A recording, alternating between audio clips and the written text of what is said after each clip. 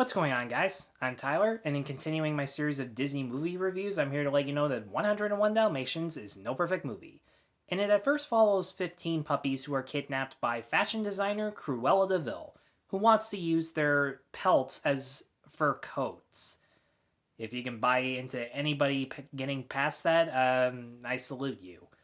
But when the litter's parents, Pongo and Perdita, come to their rescue, they discover 84 other puppies who were bought from pet shops for that exact same reason.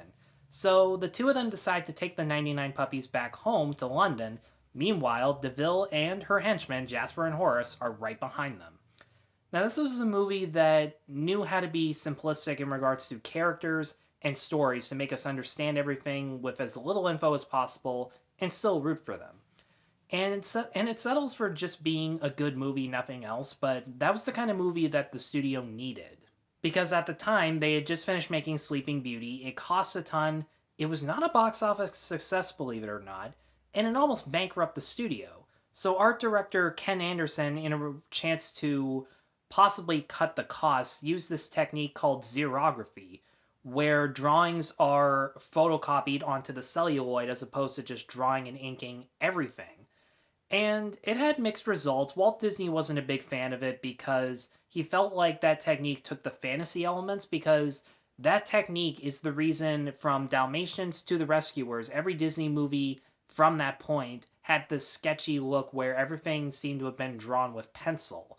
And it's no real secret that Wolfgang Reitherman, who made his debut with Dalmatians, also directed every single movie from there to The Rescuers. That's 7 movies over the course of 16 years, all with that technique. And me personally, I'm fine with that technique. It does look less vibrant and colorful, and I feel like that's the fantasy element Disney was talking about, but at the same time, the animation itself is still very fast and fluid. And considering most of these movies were, at their core, period pieces, the sketchy look actually did kind of complement the setting and the location very nicely.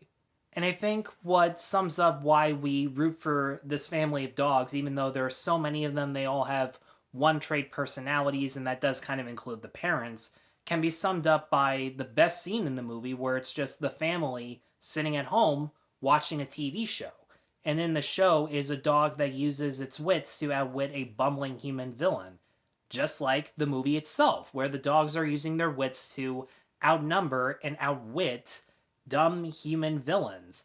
These dogs go to great lengths to cover their tracks from Cruella, like literally covering up their footprints with a tree or just walking on ice in the middle of winter in order to avoid her. Or in the very climactic end scene where they rub themselves in soot to try and hide as Labradors. These dogs are really clever, and that is the main thing that helps us root for them. And the villains are so despicable and bumbling and hopeless that it's fun to watch them fall on their ass. Now, admittedly, Glenn Close was a better Cruella in the remake, but Betty Lou Gershon plays her as being so upfront about how self-centered she is and just how short-tempered she is that she's a really fun villain to watch. And the villain song that's not sung by her, oddly enough, is one of the better Disney villain songs because someone else is recounting it to us as opposed to her gloating about herself. That's actually a different change of pace that I think people don't really realize. And you know what? I like Jasper and Horace as the henchmen. They're nothing spectacular, but again, a nice fresh change of pace is that Horace is actually technically the smarter of the two and actually is onto the dogs from the very beginning, but Jasper is just so aggressive and cocky about himself that he's just like, they're dogs, what do they know? And that's what gets them literally bit in the ass on numerous occasions. Plus, rewatching this movie made me realize how unsettling Cruella is to look at. I'm not just talking about her hair where it's like half white, half black. I'm talking about how her limbs are skinnier than her clothes, or those cheekbones that really stick out. Does anybody else notice that? Especially when she's really freaking out at the end and she is not getting her way. She is haunting to look at.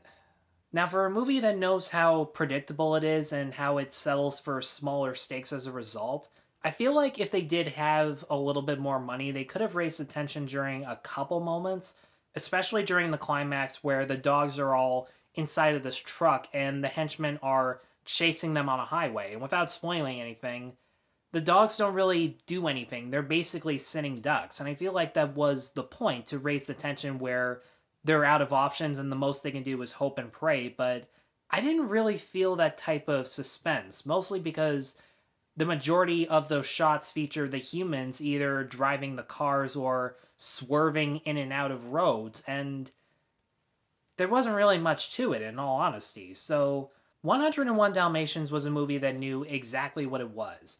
And even though if they had enough money, they could have, at the very least, raised the stakes and tension as the movie progressed, it really comes down to whether or not you want to see smart dogs outwit dumb human beings. And in my case, I absolutely did. And rewatching it made me realize that there were some nuances and a little bit more subtlety to it than I remembered as a kid. So for all those reasons, I'm going to give 101 Dalmatians a 3.5 out of 5. Guys, thank you very much for watching. Let me know in the comments below what you thought of 101 Dalmatians. If I seem a little more bitter about a good movie in this video, that's because I'm just getting over a mouth sore on my tongue.